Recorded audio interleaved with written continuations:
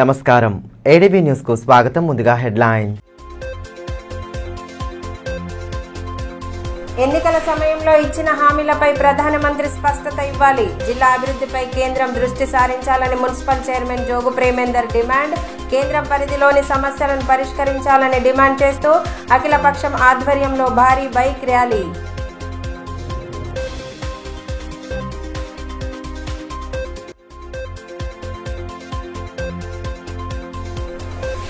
జిల్లాలో ప్రారంభమైన pulse polio టీకాల పంపిణీ సద్వినియోగం చేసుకోవాలని మున్సిపల్ చైర్మన్ సూచన.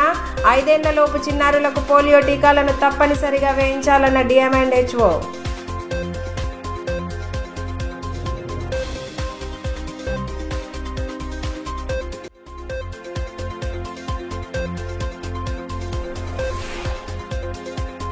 సీసీఐ పునరుద్ధరణపై స్పష్టమైన హామీ ఇవ్వాలి. ప్రధానికి మాజీ మంత్రి జోగురామన్న బహిరంగ లేఖ. జిల్లాను అభివృద్ధి బాటలో నడిపేలా తగు చర్యలు తీసుకోవాలని డిమాండ్.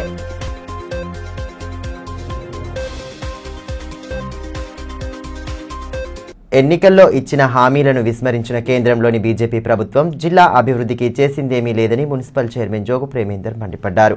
ప్రధాని పర్యటన నేపథ్యంలో జిల్లాలో నెలకొన్న సమస్యలను పరిష్కరించాలని డిమాండ్ చేస్తూ అఖిలపక్షం ఆధ్వర్యంలో బైక్ ర్యాలీ చేపట్టారు.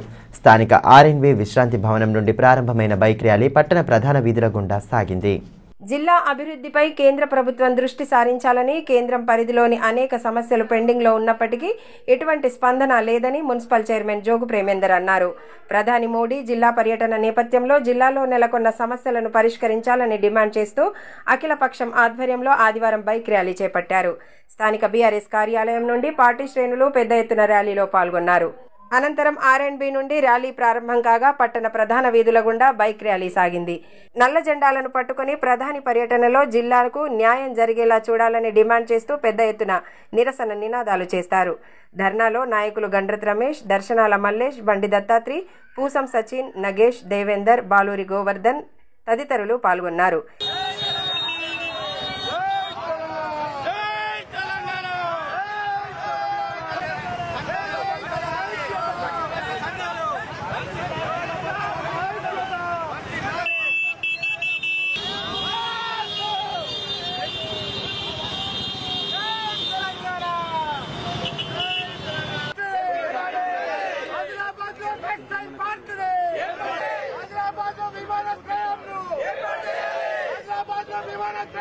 ఈ సందర్భంగా మున్సిపల్ చైర్మన్ జోగు ప్రేమేందర్ మాట్లాడుతూ గత పార్లమెంట్ ఎన్నికల సమయంలో ఇచ్చిన హామీలను కేంద్రం ఇప్పటికీ అమలు చేయడం లేదన్నారు. సీసీఐ పునరుద్ధరణ, నవోదయ విద్యాలయం, ఎయిర్పోర్ట్, ఆర్మూర్ రైల్వే లైన్ వంటి అనేక సమస్యలు పరిష్కారం కావడం లేదని ఆవేదన వ్యక్తం చేశారు. దాదాపు 40 సంవత్సరాల తర్వాత జిల్లాకు ప్రధాని అధికారికంగా వస్తున్న నేపథ్యంలో స్థానికంగా నెలకొన్న సమస్యలపై స్పష్టమైన హామీలు ఇవ్వాలని డిమాండ్ చేశారు. గతంలో ఇచ్చిన హామీలను నెరవేర్చే దిశగా కేంద్ర ప్రభుత్వం సత్వర చర్యలు తీసుకోవాలన్నారు. పక్ష ఆధ్వర్యంలో ఏదైతే రేపు మన ప్రధానమంత్రి మోదీ గారు రావడం జరుగుతుంది కాబట్టి చాలా ఆదిలాబాద్ సమైనటువంటి సమస్యలు ఉన్నాయి. 10 సంవత్సరాలు కేంద్ర ప్రభుత్వం ఉంది కాబట్టి మళ్ళా కూడా ఓట్లాడడానికి రావడం జరుగుతుంది కాబట్టి దయచేసి ఏదైతే ఎన్నో సంవత్సరాలుగా మీ మంత్రి గారు ఇక్కడికి వచ్చి సీసీఐ ఫ్యాక్టరీని పునఃప్రారంభిస్తానని చెప్పడం కాబట్టి దాన్ని అనౌన్స్మెంట్ చేయాలని, అదేవిధంగా ఆదిలాబాద్ టు ఆర్మూర్ లైన్ ఏదైతే ఉందో దాన్ని కూడా అనౌన్స్మెంట్ చేయాలని, ఆల్రెడీ ఎయిర్పోర్ట్ సమైనటువంటి సర్వే కూడా అయి ఉంది, దాని సమైనటువంటి ఎయిర్పోర్ట్ కూడా అనౌన్స్ చేయాలని, అదేవిధంగా నవోదయ సమైనటువంటి కానీ సీసీఐ ఆల్రెడీ ఫ్యాక్టరీ ఇక్కడ సమైనటువంటి భూములు ఉన్నాయి కాబట్టి ఇవన్నిటిని కూడా డిమాండ్ అన్ని పార్టీలు మా ఆదిలాబాద్ డెవలప్మెంట్ కావాలనే ఉద్దేశంతో 40 సంవత్సరాల తర్వాత మోదీ గారు వస్తున్నారు కాబట్టి మీరు వీటిని అనౌన్స్మెంట్ చేయాలని కోరుకుంటూ మా సమైనటువంటి అన్ని పార్టీలు ఇక్కడ నిరసన కార్యక్రమం చేపట్టడం జరుగుతుంది కాబట్టి దీనికి సంబంధించిన అన్ని పార్టీలు మద్దతు తెలిపినందుకు వారికి ప్రత్యేకమైన ధన్యవాదాలు.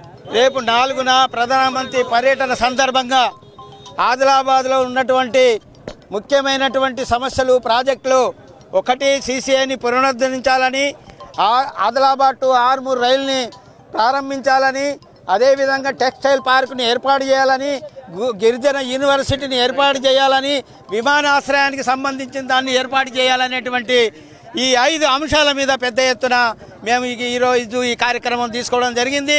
ప్రధానమంత్రి ఏదైతే మోడీ గారు 41 సంవత్సరాల తర్వాత ప్రధానమంత్రి ఇది రావడం అనేటువంటి జరిగింది. అందుకని ఆదిలాబాద్ వెనుకబడ్డటువంటి ప్రాంతము, గిరిజనుల ప్రాంతము, ఆదివాసుల ప్రాంతము ఇప్పటికి కూడా అభివృద్ధి కాలేదు. అందుకని ఈ 5 అంశాలు ఏదైతే ప్రాజెక్టులు తీసుకుంటే రేపు ప్రకటన చేస్తే మోదీ గారు ఖచ్చితంగా ఈ ఆదిలాబాద్ అభివృద్ధి కావడానికి అవకాశం ఉంది. లేదంటే పెద్ద ఎత్తున నష్టపోవలసినటువంటిది ఆదిలాబాద్ జిల్లా అనేటువంటి ఉన్నది. అందుకని మోదీ గారు రేపు ప్రకటన చేయాలా, సీసీఐని పునరుద్ధరించాలని, ఆదిలాబాద్ టు ఆర్మూర్ రైలుని ప్రారంభించాలని, అదేవిధంగా గిరిజన యూనివర్సిటీని ఏర్పాటు చేయాలని, టెక్స్టైల్ పార్కుని ఏర్పాటు చేయాలని, విమానాశ్రయాన్ని ఏర్పాటు చేయాలని చెప్పి మేము కోరుతున్నాము. జిల్లావాసులు ఏళ్లుగా ఎదురు చూస్తున్న సీసీఐ పునరుద్ధరణపై గతంలో అనేక మార్లు కేంద్రానికి విన్నవించిన ఫలితం లేదని, జిల్లా పర్యటనకు వస్తున్న ప్రధాని ఈ విషయమై స్పష్టమైన హామీ ఇవ్వాలని మాజీ మంత్రి జోగురామన్న డిమాండ్ చేశారు. ప్రధాని పర్యటన నేపథ్యంలో ఆదివారం ఆయన బహిరంగ లేఖను విడుదల చేసి జిల్లా అభివృద్ధికి కేంద్రం తక్షణ చర్యలు తీసుకోవాలన్నారు. ఆదిలాబాద్ జిల్లా అభివృద్ధికి సంబంధించి కేంద్రం పరిధిలోని సమస్యలపై ప్రధాని తక్షణమే స్పందించాలని మాజీ మంత్రి బీఆర్ఎస్ జిల్లా అధ్యక్షులు జోగురామన్న డిమాండ్ చేశారు. ప్రధాని పర్యటన నేపథ్యంలో ఆదివారం ఆయన బహిరంగ లేఖ విడుదల చేశారు. స్థానిక పార్టీ కార్యాలయంలో ఏర్పాటు చేసిన కార్యక్రమంలో పలువురు నేతలు పాల్గొని లేఖను విడుదల చేశారు. జిల్లా అభివృద్ధికి సంబంధించి అంశాలపై లేఖలో మాజీ మంత్రి ప్రధానిని ప్రశ్నించారు. కార్యక్రమంలో నాయకులు విద్యగిరి నారాయణ, దాసరి రమేష్, యోగేష్, సతీష్ తదితరులు పాల్గొన్నారు. కేంద్రం పరిధిలోని సీసీఐ పునరుద్ధరణ, Adilabad to Armoor railway line, విమానాశ్రయం, కాటన్ ఆధారిత పరిశ్రమ, గిరిజన యూనివర్సిటీ అంశాలపై కేంద్రం నుండి స్పందన లేదని ఈ సందర్భంగా లేఖలో మాజీ మంత్రి జోగురామన్న ప్రస్తావించారు. గతంలో అనేక మార్లు సీసీఐ పునరుద్ధరణ విషయాన్ని కేంద్రం దృష్టికి తీసుకువచ్చినా ఫలితం లేదన్నారు. మాజీ కేంద్ర హోంశాఖ సహాయ మంత్రి సీసీఐను సందర్శించి త్వరలోనే ప్రారంభిస్తామని హామీ ఇచ్చినా ఆచరణ సాధ్యం కాలేదన్నారు. గత బీఆర్ఎస్ ప్రభుత్వం సైతం అన్ని విధాలుగా సహాయ సహకారాలు అందిస్తామని ఇచ్చిన ప్రకటనను గుర్తు చేశారు. ఇప్పటికైనా ఆదిలాబాద్ అభివృద్ధి పట్ల చిత్తశుద్ధి ఉంటే హామీలను నెరవేర్చాలని డిమాండ్ చేశారు. సోమవారం జరగనున్న బహిరంగ సభలో జిల్లావాసులు ఏళ్లుగా ఎదురుచూస్తున్న డిమాండ్లపై స్పందించి వాటికి సంబంధించిన నిధులు విడుదల చేయాలని డిమాండ్ చేశారు. అటవీ శాఖ మాజీ మంత్రి జోగురామన్న గారు, మాజీ ఎంపీ గూడ నగేష్ గారు అనేక సార్లు ఢిల్లీ వెళ్లి ఆనాటి కేంద్ర పరిశ్రమ శాఖ మంత్రి అనంత్ గీత గారికి అనేక సార్లు విన్నపించారు. ఒకవేళ మీరు పరిశ్రమను తిరిగి ప్రారంభిస్తే రాష్ట్ర ప్రభుత్వం నుంచి అనేక రకాలుగా మేము సహకరిస్తామని చెప్పి అనేక సార్లు లేఖలు రాశారు. కానీ కేంద్ర ప్రభుత్వం నేటికి స్పందించలేదు. అదేవిధంగా ఆదిలాబాద్ ప్రాంతంలో ఉన్నటువంటి అన్ని రాజకీయ పార్టీలు సీసీఐ సాధన కమిటీని ఏర్పాటు చేసుకొని అనేక ఉద్యమాలు గత 2 సంవత్సరాలుగా కొనసాగుతూ ఉన్నాయి.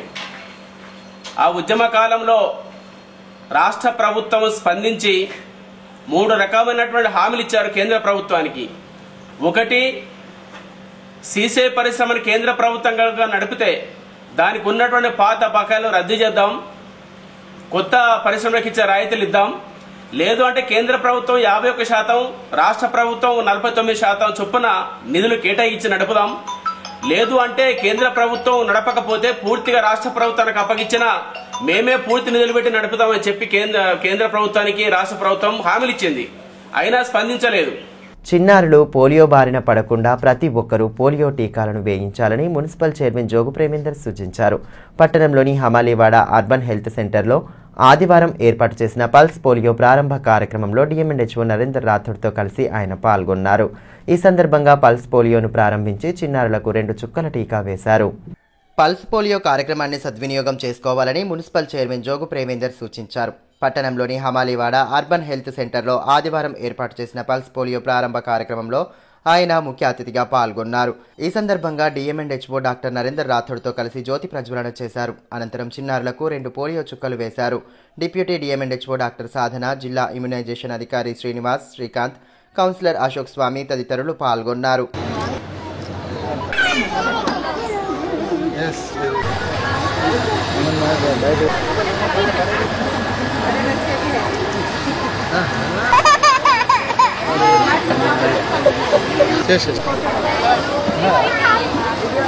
ఈ మేరకు మున్సిపల్ చైర్మన్ జోగు ప్రేమేందర్ మాట్లాడుతూ పోలియోపై నిర్లక్ష్యంగా ఉంటే జీవితాంతం బాధపడాల్సి వస్తుందని అన్నారు. చిన్నారులకు పోలియో రాకుండా చుక్కల మందులను వేయించాలని సూచించారు. టీకాల పంపిణీని సద్వినియోగం చేసుకుని చిన్నారులు అనారోగ్యం బారిన పడకుండా జాగ్రత్త వహించాలన్నారు. 5 సంవత్సరాల పిల్లలందరికీ కూడా పోలియో చుక్కలను వేసే కార్యక్రమం ప్రతి సంవత్సరం కూడా జరుగుతుంది. కాబట్టి ఈ సంవత్సరం మరి ఈరోజు ప్రారంభం చేసుకోవడం జరుగుతుంది. కాబట్టి మరి పట్టణంలో కానీ గ్రామాల్లో ఉన్నటువంటి ప్రతి ఒక్కరు కూడా దీన్ని నిర్లక్ష్యం చేయకుండా, ఎందుకంటే నేటి బాలలే రేపటి పౌరులు కాబట్టి వీళ్ళు ఆరోగ్యంగా ఉంటేనే మన దేశం కానీ మన రాష్ట్రం కానీ ఇంకా ఉన్నతి చెందుతుంది. కాబట్టి దీన్ని నిర్లక్ష్యం చేయకుండా, ఒక్కసారి మనం నిర్లక్ష్యం చేస్తే మరి మన జీవితాంతం దీన్ని బాధపడుతూ ఉంటాం. అదేవిధంగా డిఎంఎండ్హెచ్ఓ డాక్టర్ నరేందర్ రాథోడ్ మాట్లాడుతూ అప్పుడే పుట్టిన బిడ్డ నుండి 5 ఏళ్లలోపు చిన్నారులు జిల్లాలో 78,000 మంది ఉన్నట్లు గుర్తించామని తెలిపారు. పోలియోకు చికిత్స లేదని, నివారణ ఒక్కటే మార్గమని తెలిపారు. టీకాల పంపిణీ కోసం ప్రత్యేకంగా బృందాలను ఏర్పాటు చేసినట్లు తెలిపారు. ఆదివారం టీకాలు వేయించుకోని వారి కోసం 4, 5 తేదీల్లో ఇంటింటికి తిరిగి చుక్కల మందు వేస్తారని వివరించారు. చేసుకుంటూనే ఉంటాము. దీని ముఖ్య ఉద్దేశం అంటే ఒక్కసారి మనకు పోలియో వ్యాధి వచ్చిందనుకో దీనికి చికిత్స అనేది లేదు. ఒక్కసారి వచ్చిందనుకో కాలో చేతిలో పడిపోయిందనుకో దాని జీవితాంతం మనం పిల్లలు బాధపడుతూనే ఉండాలా, దాటితో పాటు పేరెంట్స్ కూడా బాధపడుతూ ఉండాలి. ఇవి రాకుండా ఉండాలంటే ఒక నివారణ ఒకటే చర్య. 2 చుక్కలు మనం ఇక పోలియో చుక్కలు వేసుకుంటే మనకి ఈ పోలియో వ్యాధి రాకుండా ఉంటుంది. కాబట్టి ప్రతి ఒక్కరూ ఈ 2 చుక్కలు ఏదైతే పోలియో చుక్కలు ఉన్నాయో వేయించుకొని పిల్లలకి అంగవైకల్యం కాకుండా కాపాడాల్సిన బాధ్యత మన అందరి పిల్లలకి ఉంది, సమాజం అందరికీ ఉంది. కాబట్టి ప్రతి ఒక్కరూ ఈ అవకాశాన్ని వినియోగించుకోవాలని కోరుకుంటున్నాను. అదేవిధంగా మనం ఆదిలాబాద్ జిల్లాలో మొత్తం చిల్డ్రన్స్ 0 to 5 years అప్పుడే పుట్టిన బిడ్డ నుంచి 5 సంవత్సరాల లోపు పిల్లలందరికీ మనం ఈ పోలియో చుక్కలు వేయడం జరుగుతుంది. అటు తాంసీ మండల కేంద్రంలో ఏర్పాటు చేసిన పల్స్ పోలియో కార్యక్రమాన్ని జెడ్పీటీసీ రాజు ప్రారంభించారు. డాక్టర్ శ్రావ్యవాణి, నాయకులు శ్రీధర్ రెడ్డి, సంతోష్ రెడ్డి తదితరులు పాల్గొన్నారు. ఈ సందర్భంగా చిన్నారులకు పోలియో టీకాలు వేశారు.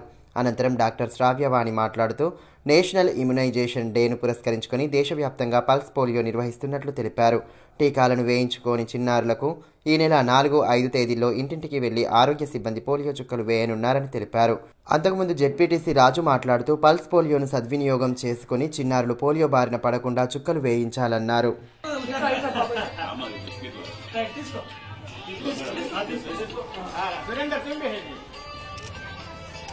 దేశ ప్రధాని జిల్లా పర్యటన నేపథ్యంలో పోలీసులు పటిష్ట బందోబస్తు చర్యలు చేపడుతున్నారు. ఇందిరా ప్రియదర్శిని మైదానంలో సభాస్థలిని ఏర్పాటు చేయగా ఆ ప్రాంతంలో పటిష్ట పోలీసు బందోబస్తు ఏర్పాటు చేశారు. ఎస్పీ గౌస్ ఆలాం ఏర్పాట్లను పర్యవేక్షించి పోలీసు అధికారులు సిబ్బందికి విస్తృత సూచనలు చేశారు. ప్రధానమంత్రి నరేంద్ర మోదీ జిల్లా పర్యటన నేపథ్యంలో పోలీసులు పటిష్ట బందోబస్తు చర్యలు చేపడుతున్నారు. ప్రధాని పాల్గొనే ఇందిరా ప్రియదర్శిని మైదానం వద్ద అడుగడుగునా పోలీసు బందోబస్తు ఏర్పాటు చేశారు. హెలీప్యాడ్ నుండి ఇందిరా ప్రియదర్శిని మైదానం వరకు భారీ బందోబస్తును ఏర్పాటు చేయగా ఎటువంటి అవాంఛనీయ ఘటనలు జరగకుండా పటిష్ట చర్యలు చేపడుతున్నారు. అటు ప్రధాని సభకు భారీ ఎత్తున జనం హాజరయ్యే అంచనాల నేపథ్యంలో అందుకు అనుగుణంగానే ముమ్మర ఏర్పాట్లు కొనసాగుతున్నాయి. సభాస్థలి వరకు అనుమతి లేకపోవడంతో ప్రత్యేకంగా పార్కింగ్ స్థలాలను గుర్తించారు. అంకోలి తంతోలి, కేఆర్కే కాలనీ వాసుల కోసం రూట్ను డైవర్ట్ చేసి ట్రాఫిక్ మళ్లిస్తున్నారు. ఇక భద్రతా ఏర్పాట్లను జిల్లా ఎస్పీ గౌస్ ఆలం పర్యవేక్షించి పోలీసు అధికారులకు విస్తృత సూచనలు చేశారు.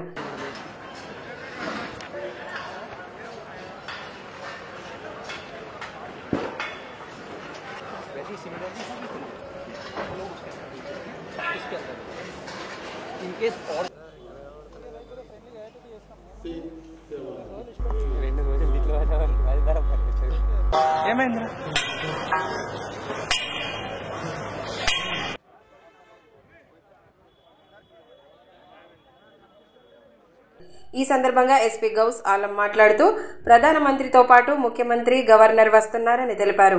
దాదాపు 2,000 మంది పోలీసులతో సహా ప్రత్యేక పార్టీలు బందోబస్తు చర్యల్లో పాల్గొంటున్నాయని పేర్కొన్నారు.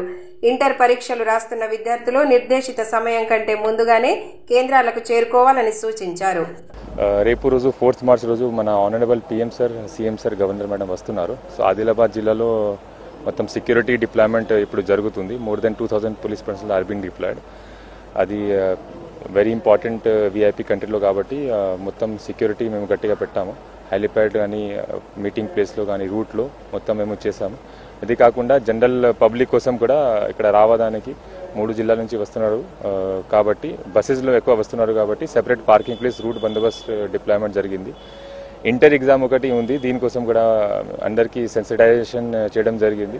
9 to 12 ఎగ్జామ్ ఉంటాయి కాబట్టి ఆల్ పోలీస్ చెక్ పోస్ట్లో పోలీస్ పార్టీ ఎక్కడైనా ఉంటే ఎక్కడైనా చెకింగ్ జరుగుతుంది. అందరికీ ఇన్స్ట్రక్షన్ ఇవ్వడం జరిగింది. ఎవరైనా అడ్మిట్ కార్డ్ క్యారీ చేయాలి. అడ్మిట్ కార్డ్ క్యారీ చేస్తే వాళ్ళకి సెంటర్స్ వరకు అలౌ మేము చేస్తాము. 9 లోపల ఇది అక్కడ రావాలి. ఇంకా 5 minutes గ్రేస్ టైం కూడా ఉంది. జొన్న పంట సాగుపై జిల్లా రైతులు ప్రత్యేక దృష్టి సారించి మంచి ఫలితాలను సాధిస్తున్నారు. జొన్న సాగులో ఉన్న అనుకూలతలు సైతం అన్నదాతలకు కలిసి వస్తున్నాయి. ఈ నేపథ్యంలో జిల్లాలో పెరిగిన జొన్న పంట సాగుపై ఏడీబీ న్యూస్ అందిస్తున్న ప్రత్యేక కథనం. వానాకాలం సీజన్లో ఎదురైన ఒడిదుడుకులను తట్టుకొని మంచి ఫలితాలను సాధిస్తున్నారు జిల్లా రైతులు. ముఖ్యంగా వాణిజ్య పంట అయిన పత్తి సాగులో ప్రతికూలతలు ఎదురవుతుండడం, పెట్టుబడి ఖర్చు పెరిగిపోవడంతో చాలా మంది రైతులు జొన్న పంట సాగుపై దృష్టి సారించారు. గత దశాబ్ద కాలంగా జిల్లా రైతులు ఆరుతడి కింద రబీలో జొన్న పంటను సాగు చేస్తూ వస్తున్నారు. అయితే గత కొన్ని సంవత్సరాలుగా పత్తి దిగుబడులు ఆశించినంత రాకపోవడంతో కొన్ని చోట్ల పత్తిని పూర్తిగా తీసివేసి జొన్న పంట సాగుకు ఆసక్తి చూపారు. మంచి మార్కెట్ ఉండడం, వాతావరణ అనుకూలతలు, తక్కువ ఖర్చు, కరెంటు లోటు లేకపోవడం వంటి అంశాలు జొన్న పంట సాగుకు కలిసి వచ్చాయి. అనుకూలతలు ఎక్కువగా కనిపించడంతో జొన్న సాగుపై అన్నదాతలు దృష్టి సారించి మంచి ఫలితాలు సాధిస్తున్నారు.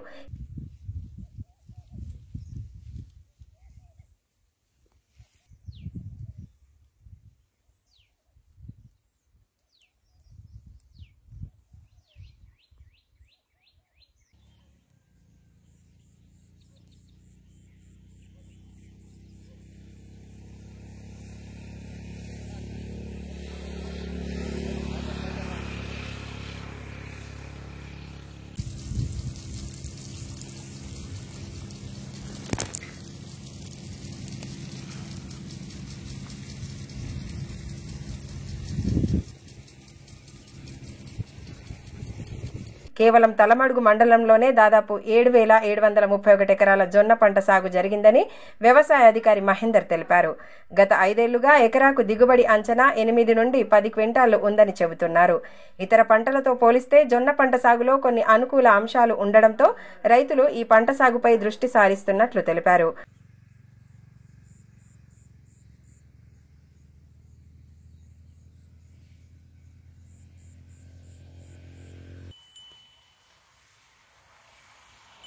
నా పేరు శ్రీకాంత్. నేను ఎవ్రీ ఇయర్ సార్ ఒక 10 నుంచి 15 ఎకరాల వరకు జొన్న పంట వేస్తున్నాను. ఎందుకంటే మనకి ఖరీఫ్లో జొన్న వెసులుబాటుకు మంచిగా ఉంది. అంటే లాస్ట్ ఇయర్ 2-3 years కింద మేము పల్లి వేస్తున్నాం సార్. పల్లికి అంత గిట్టుబాటు రాకులేదు. సో దాంతో ఏమని చేస్తామంటే మేము జొన్న పోస్తున్నాం. మాకు జొన్న ఎకరానికి 15 నుంచి 18, 17 దాన్ని బట్టి పడుతున్నాయి సార్. ఇక దాంతోపాటు మనకు గవర్నమెంట్ గిట్టుబాటు ధర ఉన్నది. ఎంఎస్పీ బట్టి మాకు 3,100, 3,150 రూపాయలు గవర్నమెంట్ ఉంటుంది. అందువల్ల మేము ఇప్పుడు లాస్ట్ ఇయర్ ఒక 4 years నుంచి మేము జొన్న వాడుతున్నాం సార్. దిగుబడి బాగానే వస్తున్నది. మళ్ళీ మేత కూడా బర్రెలకు కావచ్చు, పశువులకు కావచ్చు, వేస్టేజ్ కాకుండా అని చెప్పేసి మేము జొన్న వైపు మొగ్గు చూపుతున్నాం సార్. ఇప్పుడు మా ఏమిటంటే మేము గతంలో పోస్తుండే ఒక 10 సంవత్సరాల క్రితం వర్షాకాలం పోస్తుండే, అప్పుడు గిట్టుబాటు ధర లేకుండేది. ఇప్పుడు మన గవర్నమెంట్ వచ్చినప్పటి నుంచి ఎంఎస్పీ రేటు పెంచడం మోడీ వల్ల ఇలా 3,50, 3,200 రూపాయలు మాకు గవర్నమెంట్కి ఉంటున్నది. అందువల్ల మాకు ఈజీ అవుతున్నది. అటు రైతులు సైతం జొన్న పంటలో మంచి ఫలితాలు సాధిస్తుండడం పట్ల హర్షం వ్యక్తం చేస్తున్నారు. దిగుబడులు వచ్చిన వెంటనే పంట కొనుగోలు చేసి ఖాతాల్లో జమ చేస్తే ఖరీఫ్ పెట్టుబడులకు అనుకూలంగా ఉంటుందని అభిప్రాయపడుతున్నారు. గుమ్మడం గ్రామం, సల్మ మండల్. నేను ఒక 6 ఎకరాలు జొన్న వేసిన, రబీ పంట వేసిన. వర్షాకాలంలో పత్తి పంట వేసినాం. పత్తి పంట చేసినాక రబీగా నీళ్లు సరిపోక జొన్న పంట వేసుకున్నాం. మరి ఇక్కడ జొన్న పంట అనుకూలంగా వాతావరణం ఉంది కాబట్టి జొన్న పంట వేసుకున్నాం. ఇక సరైన టైంలో ప్రభుత్వం కూడా మద్దతు ధర ప్రకటించుకొని మరి కుంటాలకు ఇప్పుడు 5-6 కుంటాలు కొంటే మాకు అమ్మేటప్పుడు మార్కెట్లో తగిలిపోతున్నది. మరి కుంటాలకు ఎకరానికి ఒక 18 కుంటాలు ఇవన్నీ ప్రకటిస్తే మాకు మంచిగా ఉంటుంది. మద్దతు ధర ఇచ్చి మరి ఎల్ఎం కూడా పేమెంట్ చేసేట్టు ఉంటే మా రైతుకు లాభసాటిగా మరి వ్యవసాయంకు జూన్లో మాకు పైసలు అందుతుందని ఆశతో వేసుకున్నాం. గృహజ్యోతి పథకం ద్వారా జీరో కరెంటు బిల్లు పట్ల పలు సందేహాలకు గురి అవుతున్న ప్రజానీకానికి మున్సిపల్ చైర్మన్ జోగు ప్రేమేందర్ భరోసా కల్పించారు. రాష్ట్ర ప్రభుత్వం ఇటీవల ప్రవేశపెట్టిన గృహజ్యోతి పథకానికి సంబంధించిన జీరో బిల్లులను పట్టణంలోని పలు వార్డుల్లో లబ్ధిదారులకు ఆయన అందజేశారు. జీరో బిల్లులు రాని కొందరు లబ్ధిదారులు అసంతృప్తి వ్యక్తం చేయగా వారికి ప్రత్యేకంగా మున్సిపల్ కార్యాలయంలో కౌంటర్లను ఏర్పాటు చేస్తామన్నారు. ప్రతి ఒక్కరూ గృహజ్యోతి రిసిప్ట్తో పాటు ఆధార్ రేషన్ కార్డు జతపరిచి తిరిగి దరఖాస్తు చేసుకోవాలని సూచించారు. పథకం అమలులో ఎదురవుతున్న పలు ఇబ్బందులను ప్రజలు ఆయన దృష్టికి తీసుకురాగా వాటిని ప్రభుత్వం దృష్టికి తీసుకెళ్తానని మున్సిపల్ చైర్మన్ పేర్కొన్నారు. ప్రధాని నరేంద్ర మోదీ పాల్గొననున్న బహిరంగ సభను జయప్రదం చేయాలని కోరుతూ బీజేపీ నాయకులు అభినవ్ సర్దార్ నేతృత్వంలో పట్టణంలో ర్యాలీ నిర్వహించారు. ప్రధాన వీధుల్లో తిరుగుతూ ప్రధాని సభకు హాజరు కావాలని కోరారు. ప్రచార వాహనంలో అభినవ సర్దార్ టీం సభ్యులు పాటల రూపంలో ప్రజలను సభకు ఆహ్వానించారు. దాదాపు 45 సంవత్సరాల తర్వాత జిల్లాకు ప్రధానమంత్రి రానుండడం ఎంతో సంతోషకరమని ఈ సందర్భంగా అభినవ్ సర్దార్ తెలిపారు. ప్రధాని హాజరు కానున్న బహిరంగ సభకు వేలాదిగా తరలివచ్చి విజయవంతం చేయాలని పిలుపునిచ్చారు.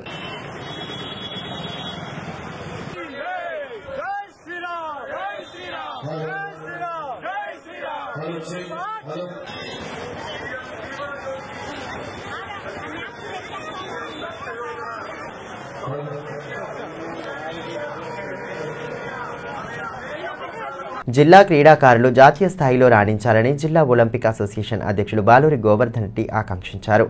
మహబూబ్ నగర్ జిల్లాలో ఎస్జీఎఫ్ ఆధ్వర్యంలో ఇటీవల జరిగిన అండర్-14 క్రికెట్ టోర్నమెంట్లో మంచి ప్రతిభ కనబరిచి రాష్ట్ర స్థాయి జట్టుకు ఎంపికైన ఇషాంత్ రెడ్డి, ఓం కిషన్ రెడ్డిలను ఆదివారం ఆయన శాలువాలతో సత్కరించి అభినందించారు. ఈ సందర్భంగా గోవర్ధన్ రెడ్డి మాట్లాడుతూ ఏప్రిల్లో రాంచీలో జరిగే జాతీయ స్థాయి పోటీల్లో తెలంగాణ నుంచి జిల్లాకు చెందిన 2 క్రీడాకారులు పాల్గొనడం గర్వకారణమని అన్నారు. ఆల్ ఇండియా స్థాయిలో సైతం రాణించాలని ఆయన ఆకాంక్షించారు. ఈ కార్యక్రమంలో పీఈటీ దయానంద్ రెడ్డి, నరోత్తం రెడ్డి తదితరులు పాల్గొన్నారు. తలమడుగు మండలం బరంపూర్ గ్రామంలో ఆదివారం ఉచిత వైద్య శిబిరాన్ని ఏర్పాటు చేశారు. ఓరల్ హెల్త్ ఫౌండేషన్, అంజుమ్ ఆసుపత్రుల ఆధ్వర్యంలో శిబిరాన్ని నిర్వహించగా గ్రామస్తులకు పలు వైద్య పరీక్షలు జరిపి ఆరోగ్యపరంగా తీసుకోవాల్సిన జాగ్రత్తలను వివరించారు. Oral health foundation, Anjum gynaecologist ఆసుపత్రుల సంయుక్త ఆధ్వర్యంలో తలమడుగు మండలం బరంపూర్ గ్రామంలో ఉచిత వైద్య శిబిరాన్ని ఏర్పాటు చేశారు. స్థానిక జిల్లా పరిషత్ సెకండరీ పాఠశాలలో గ్రామ పెద్దలు కేదారేశ్వర్ రెడ్డి సహకారంతో శిబిరాన్ని నిర్వహించగా ఎంపీటీసీ రేణుక, రంజిత్ రెడ్డి ముఖ్య అతిథిగా హాజరై శిబిరాన్ని ప్రారంభించారు. ఈ కార్యక్రమంలో బరంపూర్ గ్రామ వీడీసీ అధ్యక్షుడు గడుగు శ్రీనివాస్, రమాకాంత్, నాగిరెడ్డి, గైనకాలజిస్ట్ డాక్టర్ నుమి అంజుమ్, గ్రామస్తులు, గ్రామ పెద్దలు తదితరులు పాల్గొన్నారు.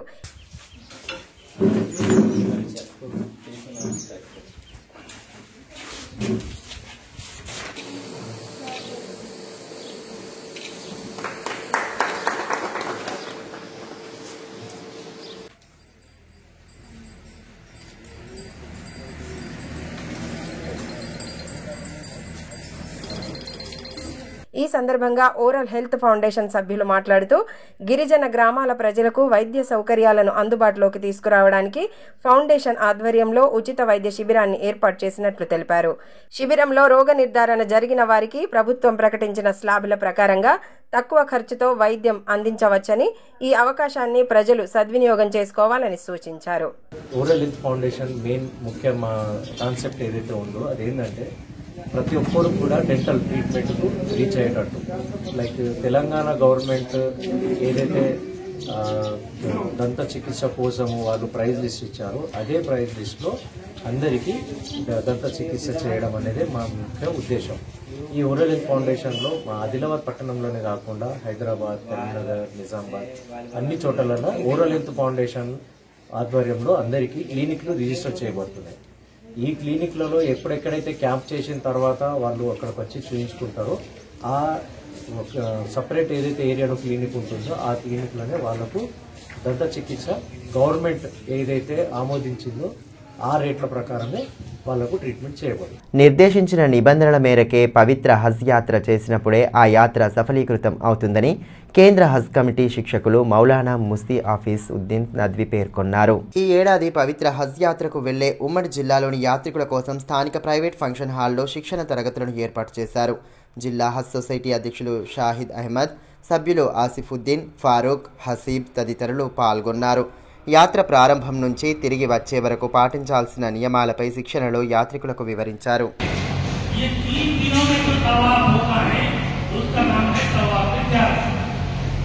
ये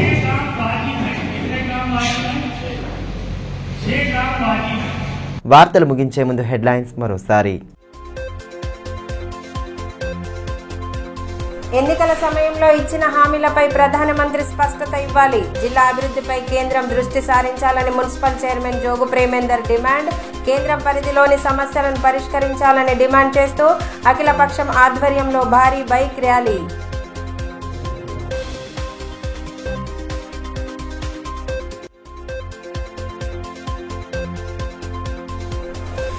జిల్లాలో ప్రారంభమైన పల్స్ పోలియో టీకాల పంపిణీ సద్వినియోగం చేసుకోవాలని మున్సిపల్ చైర్మన్ సూచన. 5 ఏళ్లలోపు చిన్నారులకు పోలియో టీకాలను తప్పనిసరిగా వేయించాలన్న డిఎంఎండ్హెచ్ఓ.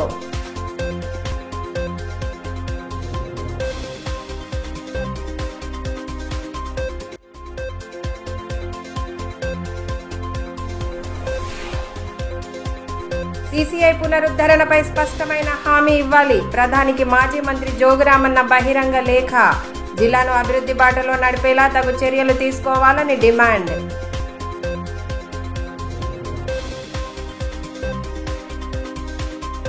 ఈ వార్తలు ఇంతటితో సమాప్తం. తిరిగి ప్రసారమయ్యే మరో బులెటిన్లో మళ్ళీ కలుసుకుందాం. అంతవరకు సెలవు. నమస్కారం.